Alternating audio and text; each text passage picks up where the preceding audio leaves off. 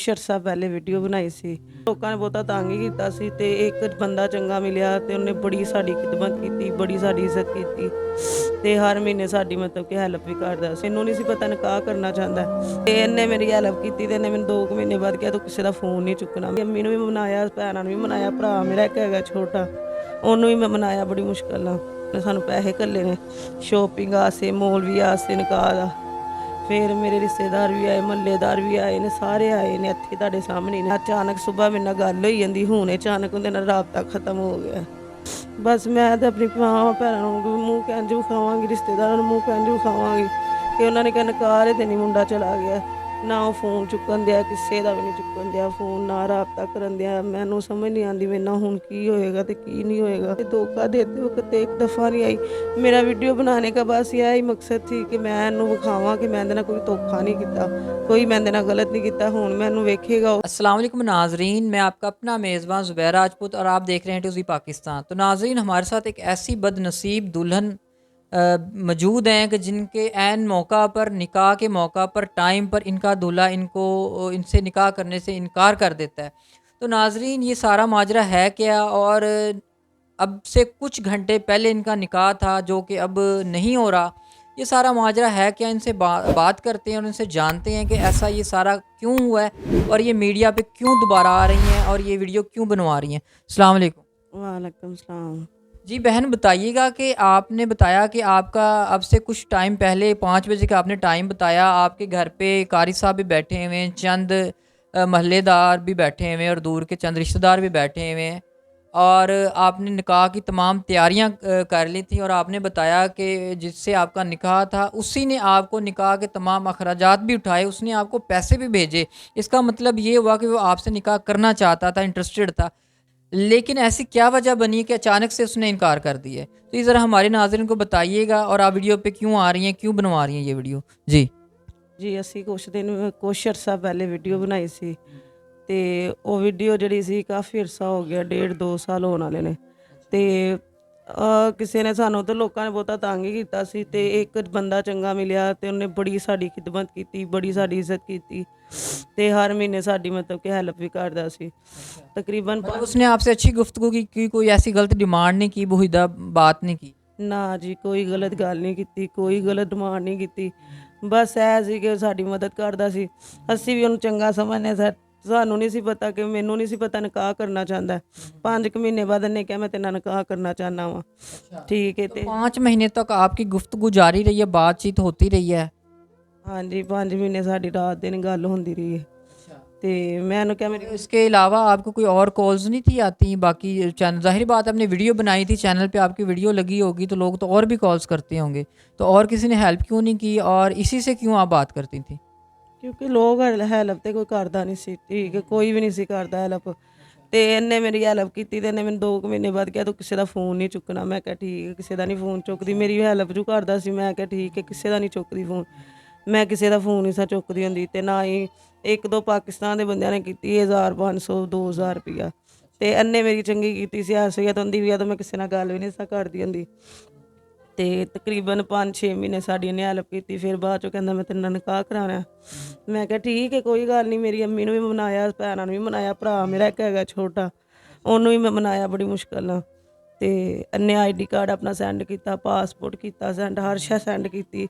ਸਾਰੇ ਮੈਂ ਘਰ ਰਿਸ਼ਤੇਦਾਰਾਂ ਨੂੰ ਵੀ ਦੱਸਿਆ ਆਪਣਿਆਂ ਨੂੰ ਤੇ ਐਸ ਵੀ ਉਦੋਂ ਨਾ ਹੋ ਗਿਆ। ਆਹਿਸਤਾ ਆਹਿਸਤਾ ਕਰਕੇ ਮੇਰੇ ਘਰ ਵਾਲੇ ਰਜ਼ਾਮੰਦ ਹੋ ਗਏ ਤੇ ਅੱਜ ਤਕਰੀਬਨ 5-6 ਦਿਨ ਪਹਿਲੇ ਸਾਡੀ ਨਾਲ ਗੱਲ ਹੋਈ ਹੈ ਨਿਕਾਹ ਦੀ ਆਂਦਰਾ ਮੌਲਵੀ ਨਾਲ। ਤੇ ਮੌਲਵੀ ਦੇ ਨਾਲ ਗੱਲ ਹੋਈ ਤੇ ਅਸੀਂ ਪਰੇਸ਼ਾਨ ਸਾਂ ਤੇ ਅਸੀਂ ਕਿਹਾ ਪੈਸੇ ਹੁਣ ਹੈ ਨਹੀਂ ਸਾਡੇ ਕੋਲ, ਕੀ ਕਰੀਏ। ਉਹਨੇ ਕਿਹਾ ਕੋਈ ਮਸਲਾ ਨਹੀਂ, ਮੈਂ ਘੱਲ ਦੇਣਾ। 50-60-70 ਹਜ਼ਾਰ ਰੁਪਏ ਉਹਨੇ ਸਾਨੂੰ ਪੈਸੇ ਘੱਲੇ ਨੇ ਸ਼ੋਪਿੰਗ ਵਾਸਤੇ, ਮੌਲਵੀ ਵਾਸਤੇ, ਨਿਕਾਹ ਦਾ।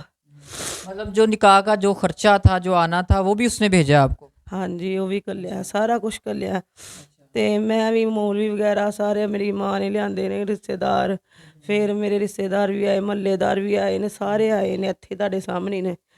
ਤੇ ਬਸ ਇਹ ਕਿ ਉਹਦਾ ਨਾ ਰਾਬਤਾ ਜਿਹੜਾ ਨਾ ਅਚਾਨਕ ਸੁਬਾਹ ਮੇਰੇ ਨਾਲ ਗੱਲ ਹੋਈ ਜਾਂਦੀ, ਹੁਣ ਅਚਾਨਕ ਉਹਦੇ ਨਾਲ ਰਾਬਤਾ ਖਤਮ ਹੋ ਗਿਆ, ਆਫਲਾਈਨ ਹੋਇਆ ਪਿਆ। ਤੇ ਹੁਣ ਸਮਝ ਨਹੀਂ ਆਉਂਦੀ ਮੈਂ ਕੀ ਕਰਾਂ ਕੀ ਨਾ ਕਰਾਂ। नंबर बंद है उनका? ਹਾਂਜੀ नंबर बंद है। अच्छा। ਹੁਣ ਮੈਨੂੰ किसी और नंबर से कोई ट्राई करने की कोशिश की आपने, या कोई और उनका नंबर हो, या कोई उनके फ्रेंड का कोई नंबर हो, कभी किसी दूसरे नंबर से कॉल की हो उन्होंने? ਨਹੀਂ ਕਿਸੇ ਦਾ ਨੰਬਰ ਨਹੀਂ ਹੈਗਾ ਮੇਰੇ ਕੋਲ। ਬਸ ਮੈਂ ਤਾਂ ਆਪਣੀ ਮਾਵਾਂ ਭੈਣਾਂ ਨੂੰ ਮੂੰਹ ਕਿੰਝ ਵਿਖਾਵਾਂਗੀ, ਰਿਸ਼ਤੇਦਾਰਾਂ ਨੂੰ ਮੂੰਹ ਕਿੰਝ ਵਿਖਾਵਾਂਗੀ ਕਿ ਉਹਨਾਂ ਨੇ ਕਿਹਾ ਨਕਾਰੇ ਤੇ ਨਹੀਂ ਮੁੰਡਾ ਚਲਾ ਗਿਆ। ਨਾ ਉਹ ਫੋਨ ਚੁੱਕਣ ਦਿਆ, ਕਿਸੇ ਦਾ ਵੀ ਨਹੀਂ ਚੁੱਕਣ ਦਿਆ ਫੋਨ, ਨਾ ਰਾਬਤਾ ਕਰਨ ਦਿਆ। ਮੈਨੂੰ ਸਮਝ ਨਹੀਂ ਆਉਂਦੀ ਮੇਰੇ ਨਾਲ ਹੁਣ ਕੀ ਹੋਏਗਾ ਤੇ ਕੀ ਨਹੀਂ ਹੋਏਗਾ। ਬਹੁਤ ਪਰੇਸ਼ਾਨ ਆ मैं। तो मेरी बहन, आप परेशान हैं, नंबर उनका बंद है जिनसे आपका निकाह है, और आप बिल्कुल तैयार होके बैठी हुई हैं, और घर में भी आपके काफ़ी लोग जमा हैं। तो आगे का क्या सोचा है अब? क्या अब निकाह का क्या करना है अब आपने? मतलब आप वीडियो पे आ रही हैं, क्या पैगाम अगर वो शख्स जो आपको धोखा दे के और आपका फ़ोन नहीं उठा रहा, क्या उसको पैगाम देना चाहेंगी कि अगर उसकी बहन के साथ भी ऐसा ही हो तो कैसा फ़ील होता होगा? मैं तो कहती हूँ अल्लाह से पूछे, मेरे साथ इसने इस तरह कर दिया, मैं हैरान हूँ मेरे साथ हुआ क्या है। मैं तो खुद मुझे समझ नहीं आ रही मेरे साथ हो क्या गया। इसे धोखा देते वक्त एक दफ़ा नहीं आई। मेरा वीडियो बनाने का बस यह ही मकसद थी कि मैं ਇਹਨੂੰ ਵਿਖਾਵਾਂ ਕਿ ਮੈਂ ਇਹਦੇ ਨਾਲ ਕੋਈ ਧੋਖਾ ਨਹੀਂ ਕੀਤਾ, ਕੋਈ ਮੈਂ ਇਹਦੇ ਨਾਲ ਗਲਤ ਨਹੀਂ ਕੀਤਾ। ਹੁਣ ਮੈਂ ਇਹਨੂੰ ਵੇਖੇਗਾ ਉਹ ਤੈਨੂੰ ਪਤਾ ਚੱਲੇਗਾ ਮੈਂ ਕਿੰਨਾ ਵੇਟ ਕੀਤਾ ਹੁੰਦਾ। ਠੀਕ ਹੈ, ਤੇ ਮੈਂ ਇਸ ਵਜ੍ਹਾ ਤੋਂ ਤੇ ਖਲੋ ਕੇ ਇਹਨੇ ਬਣਾਉਣ ਦੀ ਕਿ ਮੈਨੂੰ ਵੇਖੇ ਮੈਂ ਇਹਦੇ ਨਾਲ ਕੁਛ ਵੀ ਨਹੀਂ ਕੀਤਾ, ਇਹਨੇ ਮੇਰੇ ਨਾਲ ਧੋਖਾ ਕੀਤਾ। ਅਗਰ ਉਹਦੀ ਭੈਣ ਨਾ ਇੰਝ ਹੋਈ ਹੈ ਤੇ ਕੀ ਕਰੇ। ਮੈਨੂੰ ਤਾਂ ਸਮਝ ਨਹੀਂ ਆਉਂਦੀ ਮੇਰੀ ਮਾਂ ਦੇ ਸਾਹਮਣੇ ਮੇਰੀ ਕੀ ਇੱਜ਼ਤ ਰਹੇਗੀ।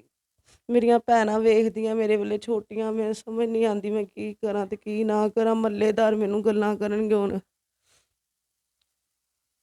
तो बहन, अब आप ज़ाहिरी बात है वीडियो बनवा रही हैं, दोबारा से मीडिया पे आ रही हैं। अगर हमारे मीडिया पे देखने वाले शख्स में से कोई आपसे रब्ता करता है और वो कहता है कि जी मैं आपसे निकाह करता हूँ, आप अगर वो उसने इनकार कर दिया है तो मैं हाज़िर हूँ और मैं आपसे निकाह करने के लिए तैयार हूँ, तो फिर आप क्या कहती हैं?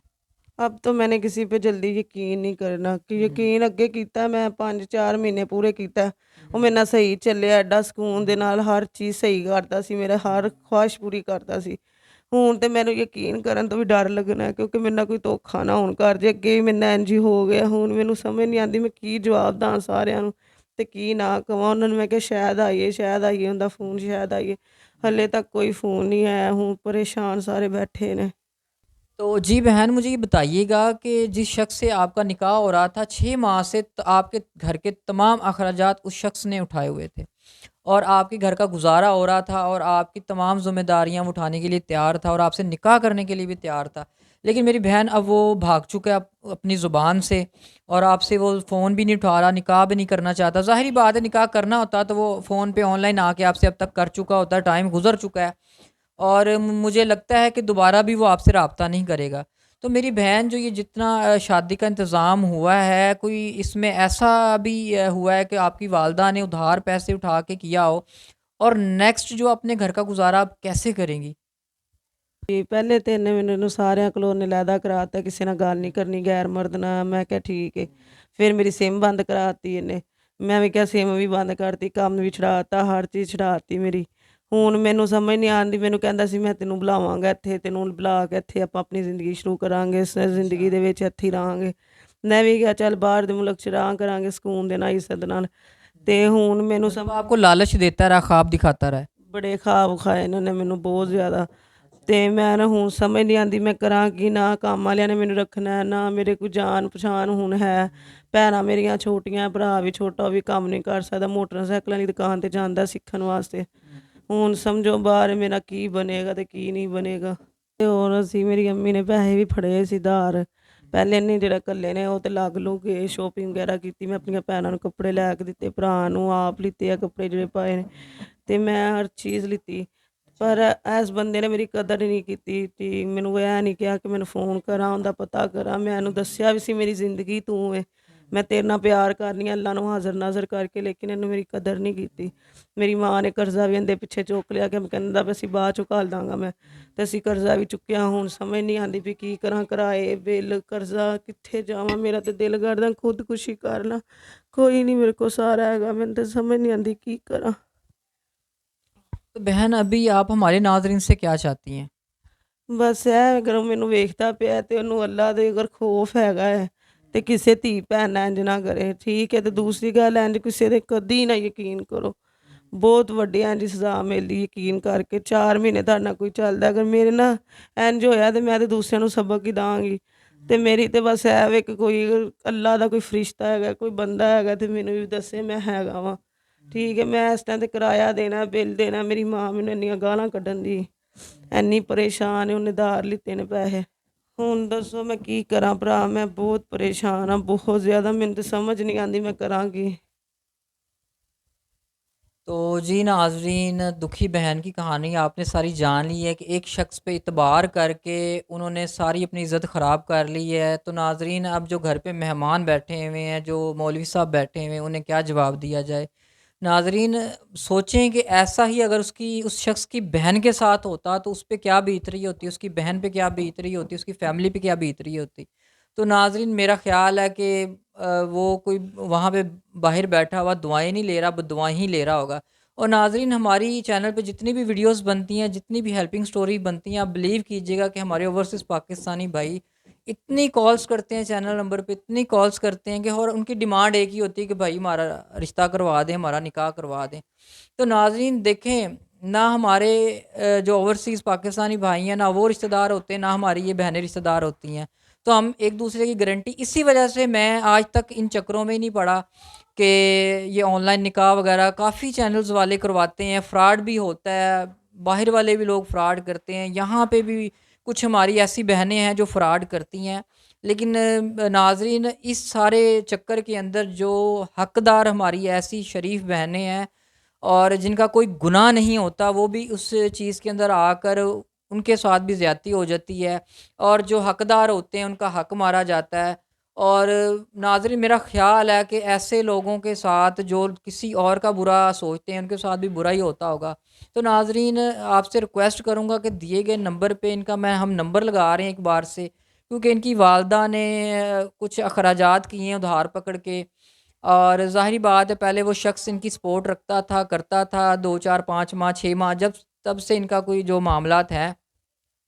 तो नाज़रीन, मुझे उम्मीद है कि आप भी इनकी से सपोर्ट रखेंगे और बग़ैर किसी लालच के सपोर्ट रखेंगे। तो नाज़रीन, आप दिए गए नंबर पे राब्ता करें इस बहन से। इस नंबर पे शायद जैज़ कैश या ईज़ी पैसा भी बना होगा। आप इनसे राब्ता करके इनसे पता कर सकते हैं और इनकी हेल्प कर सकते हैं।